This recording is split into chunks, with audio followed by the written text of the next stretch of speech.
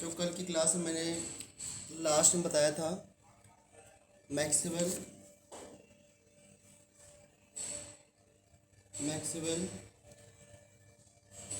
Distribution of velocities, Maxwell distribution of velocities. तो उसमें बताया गया था कि जो गैस पार्टिकल्स हैं travel with different speeds, gas particles travel with different speeds. तो हमें ये बताना होता है कि जैसे मैंने कहा था कि क्लास में स्टूडेंट्स हैं जिनके मास 40 केजी से 100 केजी तक वेरी कर रहे हैं। सो कितने स्टूडेंट हैं जिनके मास 40 से 50 केजी के बीच में होंगे, और कितने स्टूडेंट के मास 60 से 70 केजी के बीच में होंगे। वैसे ही मैक्सवेल डिस्ट्रीब्यूशन ऑफ वेलोसिटी होता है, जिसमें कि मैक्सवेल कर्व में हम ये बताते हैं कि कितने पार्टिकल की वेलोसिटी इस रेंज में है और कितने पार्टिकल की वेलोसिटी डिफरेंट रेंज में है। तो यहाँ पर हम लोगों ने क्या लिखा था, फ्रैक्शन ऑफ पार्टिकल्स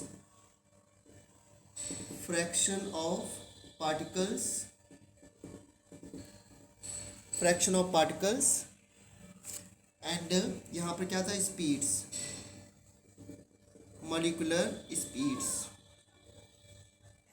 ठीक है, और हमने इस तरह से मैक्सवेल कर्व बनाया था एक, this is the Maxwell curve. और इस कर्व में जो हाईएस्ट पीक पॉइंट होता है, यहाँ पे जो वेलोसिटी होती है, इस वेलोसिटी का नाम था मोस्ट प्रोबेबल वेलोसिटी। और इसके बाद मोस्ट प्रोबेबल वेलोसिटी क्या होती है, the velocity possess by large number of particles. ठीक है, यहाँ पे देखो लार्जर फ्रैक्शन ऑफ पार्टिकल जो है उसकी वेलोसिटी ये है। फिर इसके बाद दूसरी वेलोसिटी जो होती है दैट इज एवरेज वेलोसिटी, इसको वी एवरेज कहते हैं,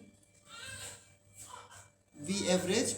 और नेक्स्ट वेलोसिटी जो होती है that is VRMS, root mean square velocity. And you know that कि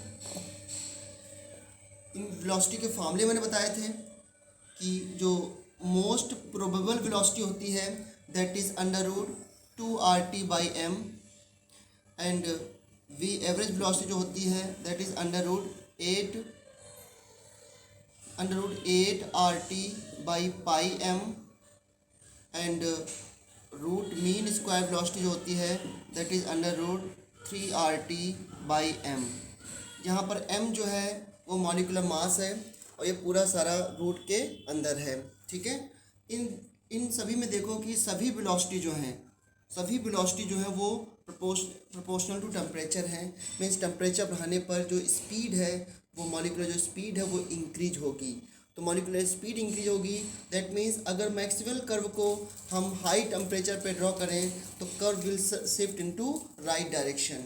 ठीक है, तो सपोज ये जो कर्व है मैक्सवेल का वो T1 टेम्परेचर पे है और हमें दूसरा कर्व बनाना है T2 टेम्परेचर पे। सो क्या होगा कि एट T2 टेम्परेचर जो पीक है वो डाउन होगी और कर्व राइट की तरफ शिफ्ट होगा। क्यों? क्योंकि नंबर ऑफ पार्टिकल जितने हैं वो तो उतने ही रहने हैं ना, नंबर ऑफ पार्टिकल चेंज होंगे नहीं, फ्रैक्शन ऑफ पार्टिकल्स तो उतने ही रहने। सो इसलिए अगर मैं ये टेम्परेचर T1 पे था, अगर T2 टेम्परेचर पे सीखूँ तो T2 टेम्परेचर पे ग्राफ को प्लॉट करूँ, देन यू विल सी कि ये कर्व इस तरीके से होगा। यू कैन सी, देखो area under the curve will remain constant. ये बात क्लियर ना, एरिया को कांस्टेंट रखने के लिए तो देखो पीक जो अप थी वो डाउन हो गई एंड जो कर्व है वो राइट तरफ शिफ्ट हो गया। At all temperature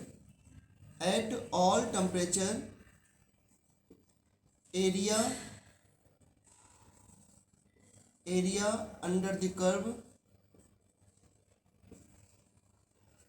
will be constant at all temperature, area under the curve will be constant। ठीक है, ये कर्व किस टेम्परेचर पे था? T2 टेम्परेचर पे। एंड T2 टेम्परेचर पे इस पॉइंट पे क्या आ जाएगा?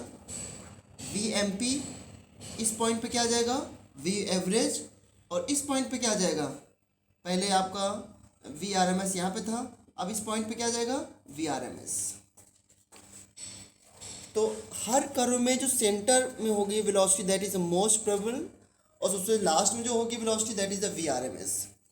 अब इनके अगर हमें रेशियो निकालने होते हैं तो मैंने कहा था रेशियो निकालने के लिए यू कैन सी, अगर मैं VRMS ratio V average and ratio VMP निकालूं, सो इसमें देखो RT/M और RT/M कैंसिल हो जाएगा। सो ये कितना आएगा? √3 रेशियो 8/पाई एंड रेशियो √2। ठीक है, इस तरीके से आप इसको लिख सकते हो। एंड इसमें अगर कंपेयर करो तो √3 की वैल्यू कितनी होती है? सबको पता है 1.73। 8/पाई, 8/पाई जो होता है ये को मैं लिख सकता हूँ √8/3.14। सो देखो ध्यान से, क्या ये 2 से ज़्यादा नहीं आएगा? 3 2 जा 6 और इसके बाद 2 पॉइंट समथिंग होगा ना अंदर यहाँ पे, तो इसलिए 8/पाई की वैल्यू √2 से ज़्यादा होगी बट √3 से कम होगी। क्यों? क्योंकि यहाँ पर रूट के अंदर 2 पॉइंट समथिंग आ रहा है। ओके, सो इसलिए VRMS स्पीड जो है, VRMS स्पीड की सब वैल्यू सबसे ज़्यादा होती है। और कर्व्स में देख सकते हो कि VRMS की स्पीड सबसे ज़्यादा है, उसके बाद एवरेज है, उसके बाद मोस्ट प्रोबेबल वेलोसिटी है। मैंने कहा था इसको आप RAM से ध्यान रखना कि root mean square velocity, root mean square velocity, RAM sorry, Ram से याद रखना, root mean square velocity, average velocity और मोस्ट प्रोबेबल वेलोसिटी। ये तो order of speed of velocity है। अगर पूछा है कि कौन सी वेलोसिटी है जिसको ज़्यादा पार्टिकल पजेस करते हैं, दैट इज़ अ VMP। तो ये हम लोगों ने लास्ट क्लास में सारा कर लिया था।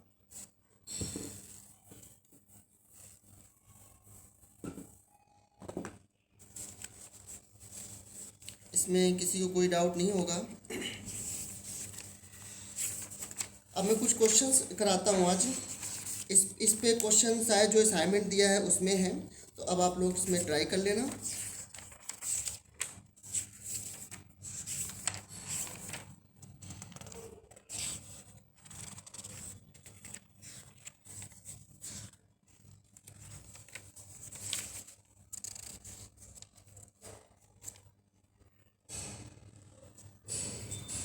क्वेश्चन है very simple question, calculate root mean square velocity RMS of H2 gas at STP। Calculate root mean square velocity of H2 gas at STP। So how will you solve this question?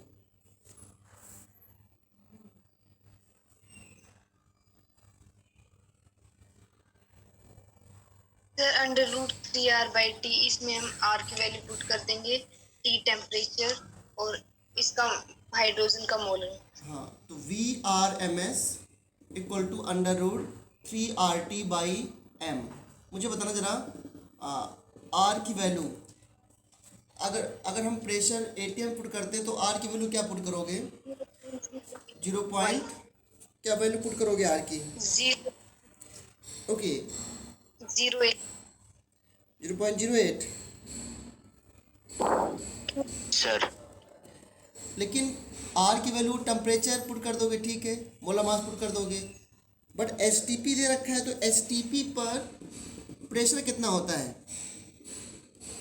1 bar. 1 bar. STP पर pressure 1 बार होता है, pressure equal to 1 बार, ठीक है।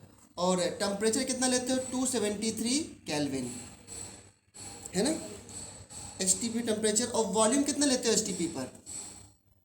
STP पर 1 मोल gas का volume कितना होगा? 22.4 litre. 22.4 litre. हाँ हाँ जी, हाँ जी, 22.4 लीटर ये है। तो क्या इस क्वेश्चन को करने के दो ऑप्शन नहीं है मेरे मेरे पास? एक तो मैं आर की वैल्यू 0.083 इंटू टेम्परेचर 273 और इसका मॉलिक्यूलर मास 2 रख दूँ, एक तो ये ऑप्शन मेरे पास है। क्या दूसरा ऑप्शन कोई बता सकता है क्या हो सकता है? क्या हमको PV इक्वल टू NRT पता है ना? Yes sir. PV equal to NRT है, तो हम क्या कर सकते हैं?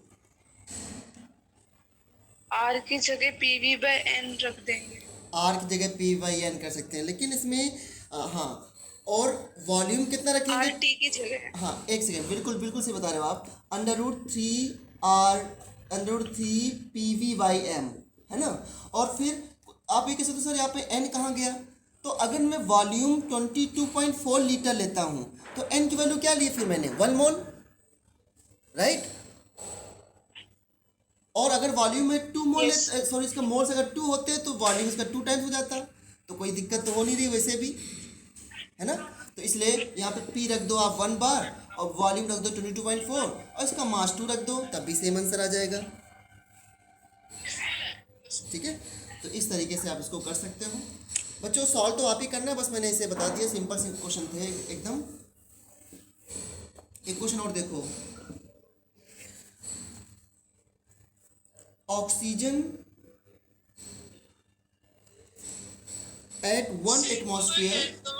at 1 atmosphere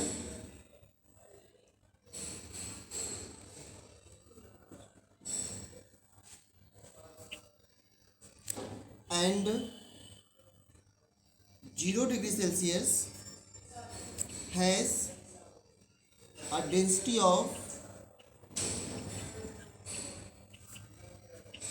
1.429.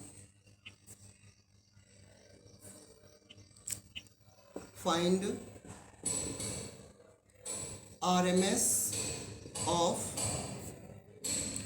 oxygen molecule. ठीक है, सो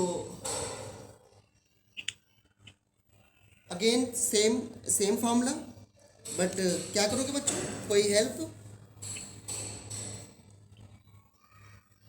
PM इक्वल टू DRT से निकालना है। हाँ, डेंसिटी चाहिए ना, तो हमें पता है कि VRMS क्या होती है? VRMS इक्वल टू √3RT/m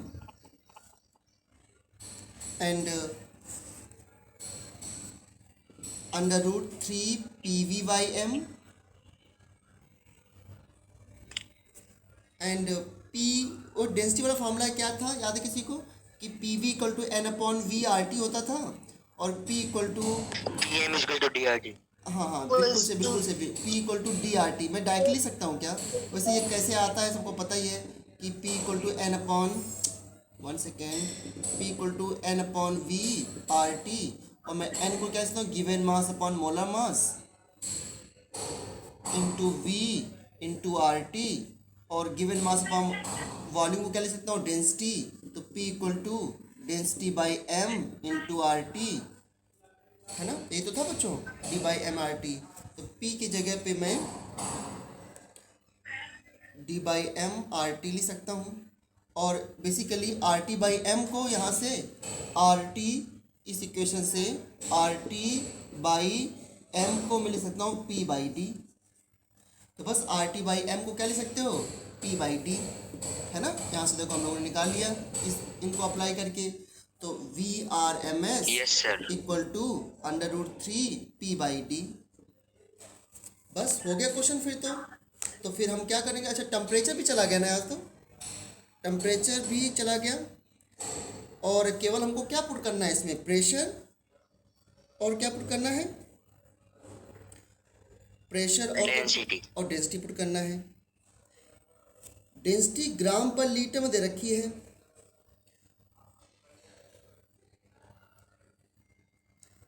अच्छा, एक बात, एक चीज़ ध्यान देना पड़ेगा, जो गलती आपसे हो सकती है, बताऊं क्या? जो वेलोसिटी है ना, वो तो मीटर पर सेकेंड में आएगी, वेलोसिटी मीटर पर सेकेंड में आएगी, ठीक है? तो वेलोसिटी मीटर पर सेकेंड में आएगी, तो प्रेशर को एटमॉस्फेयर में कैसे रखोगे फिर आप? ये प्रॉब्लम है। और प्रेशर की एसआई यूनिट क्या होती है? न्यूटन पर मीटर स्क्वायर। फोर्स पी क्या होता है? एफ बाई ए। क्यों बच्चों, ये तो पता नहीं सबको? प्रेशर जो होता है Yes, force sir. Upon area होता है। तो इसमें यूनिट क्या आएगी? न्यूटन पर मीटर स्क्वायर नहीं आएगी इसके प्रेशर की? न्यूटन पर मीटर स्क्वायर। तो अगर इसमें वेलोसिटी निकाल रहे हो बच्चों, तो प्रेशर को तो न्यूटन पर मीटर स्क्वायर में रखना पड़ेगा, और न्यूटन पर मीटर स्क्वायर को पास्कल बोलते हैं, पास्कल। और पता है 1 एटीएम जो होता है, शायद ही आपने फिजिक्स में कन्वर्जन सुना हो, 1 एटीएम इक्वल टू जो होता है वो अप्रोक्सीमेटली 10⁵ पास्कल होता है।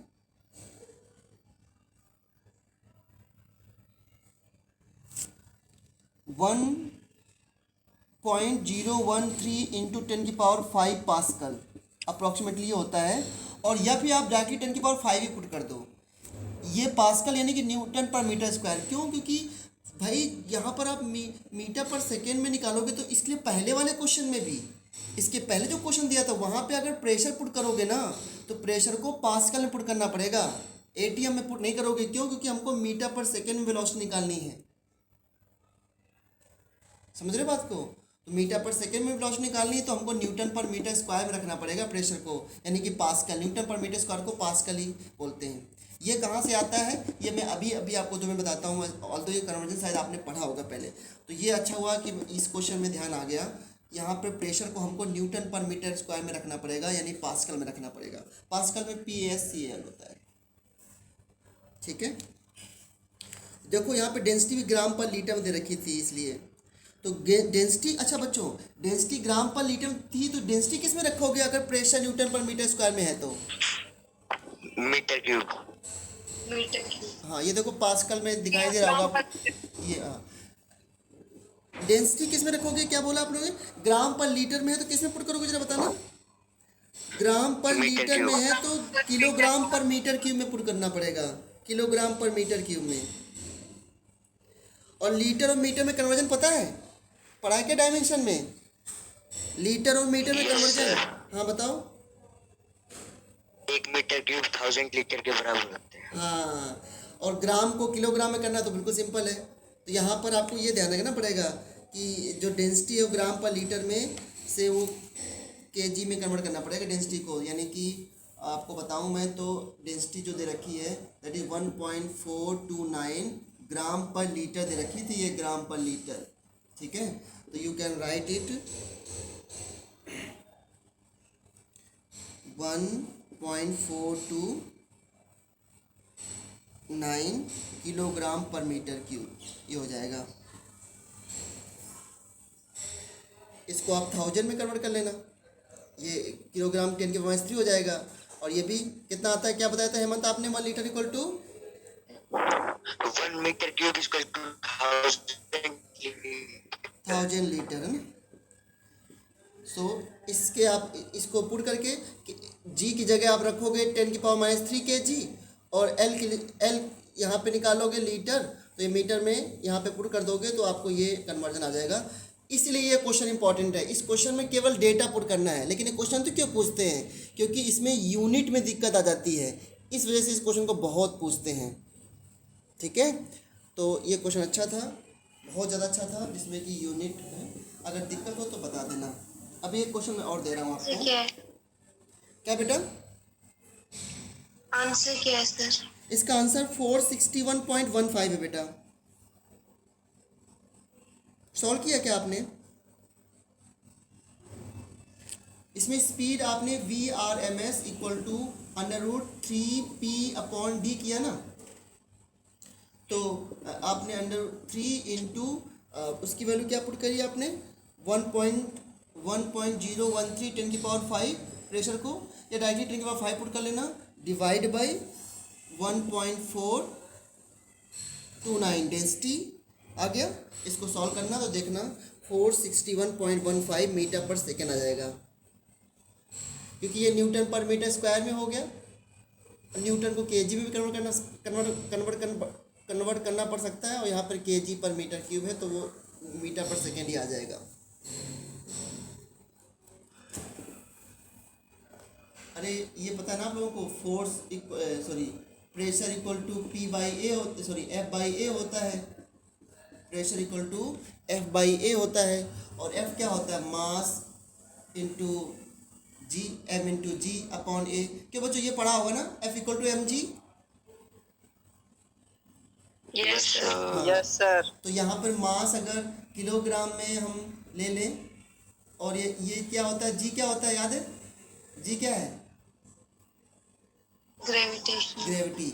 इसकी यूनिट क्या होती है, मीटर पर सेकंड स्क्वायर। हाँ। और यहाँ पे मास किलोग्राम में, और ये एरिया है मीटर स्क्वायर में, तो क्या प्रेशर की यूनिट किलोग्राम में नहीं आ जाएगी। तो ये यही न्यूटन पर मीटर स्क्वायर होता है, जिसको किलोग्राम भी कर सकते हो। इतना तो फिजिक्स में आपने सब कर रखा होगा। चलो बस एक क्वेश्चन और देखो ध्यान से।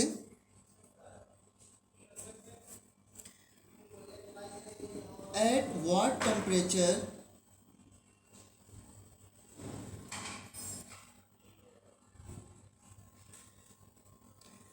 will hydrogen molecule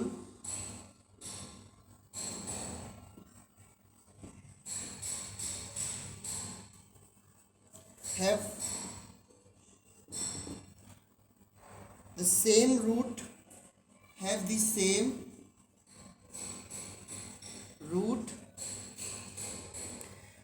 mean square speed,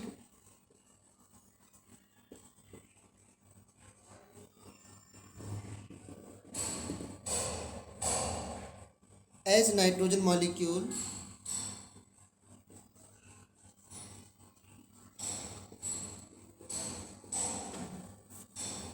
at 27 degree Celsius.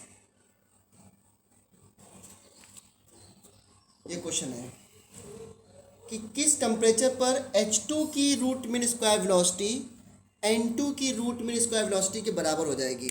This is the question.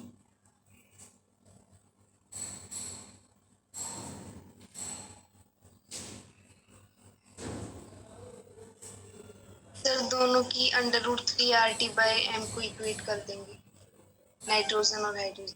हाँ,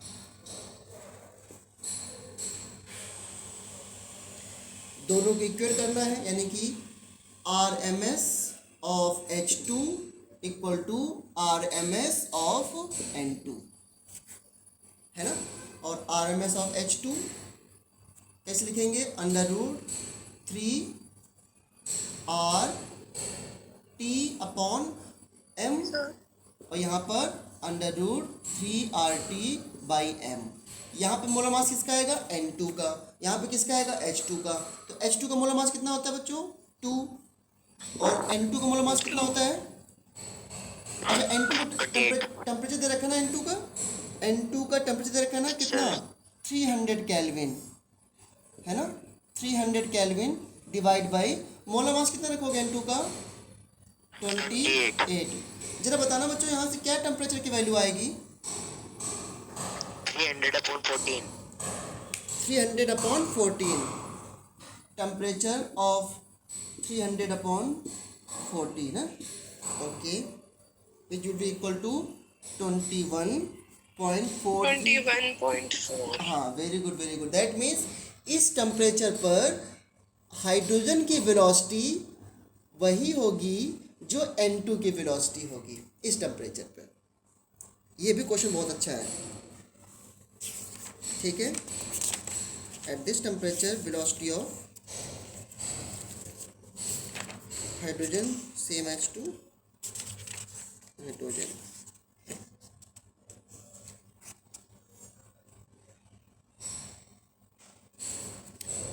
एक और क्वेश्चन, ये भी क्वेश्चन बड़ा अच्छा है, ग्राफ का है।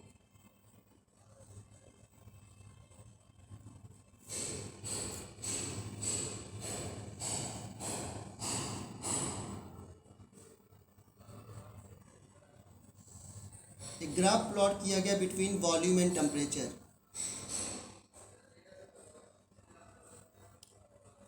एंड यहाँ पर जो वॉल्यूम है वो है 22.4 लीटर एट 273 केल्विन पर वॉल्यूम ये है। और जब ग्राफ के बाद जब आखिरी में देखा गया तो वॉल्यूम 30.6 लीटर था और टेम्परेचर 373 केल्विन था। ये ए ग्राफ है। बी ग्राफ देखो ध्यान से, अगेन वी और टेम्परेचर केल्विन में ग्राफ है।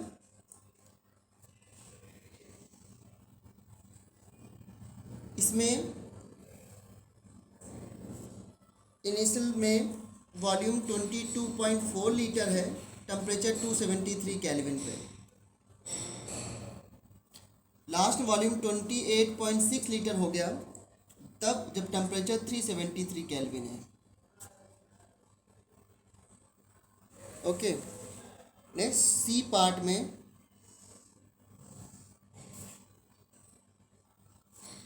सी पार्ट को मैं यहाँ बना देता हूँ।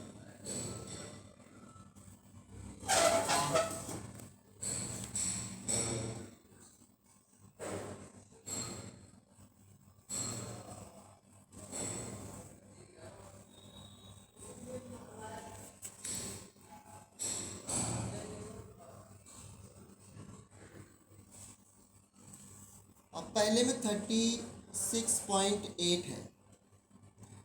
सी ऑप्शन में वॉल्यूम 22.4 लीटर, टेम्परेचर 273 केल्विन, ये भी वॉल्यूम और टेम्परेचर में ग्राफ है।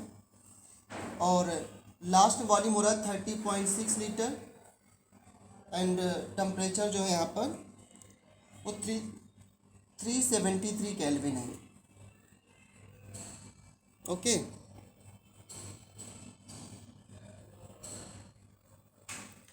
और डी टेम्परेचर एंड डी में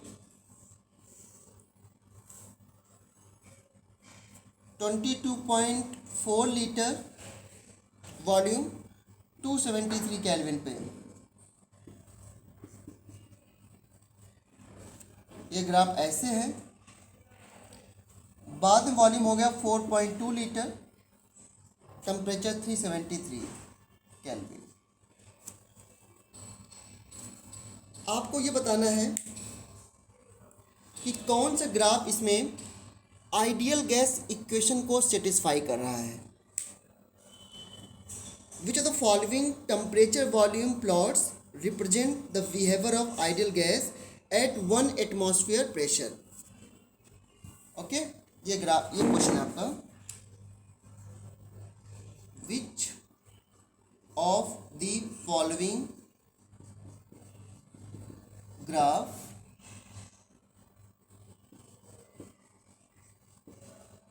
represent ideal gas behavior।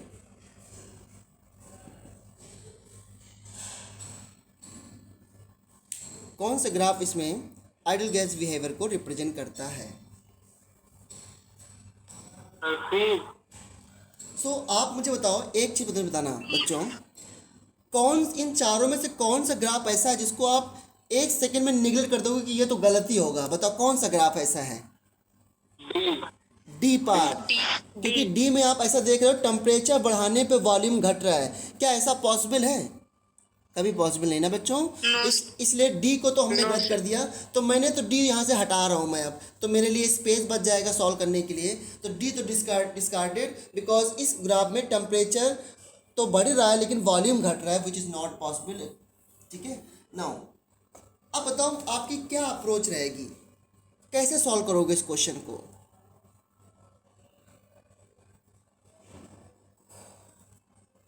V1 by V2 equals to T1 by 2। खुशी आपने बताया क्या ये?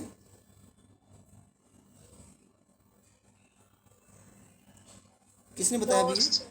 ओके फिर सपना। ओके सपना। बच्चों V1 upon T1 Charles law से क्या होता है, ये चार्ज लॉ का तो ग्राफ है V अपॉन T के बीच में, तो चार्ज लॉ से क्या होता है V1 upon T1 equal to V2 upon T2। सभी लोग सॉल्व करो इसको। जिस प्लॉट में V1 upon T1 equal to V2 upon T2 हो जाए, समझ लेना वो प्लॉट आइडियल गैस इक्वेशन को सेटिस्फाई कर रहा है। जल्दी बताओ मुझे आप सॉल्व करके, और आंसर कहीं से देख के मत बताना, तुरंत सॉल्व करना है इसको।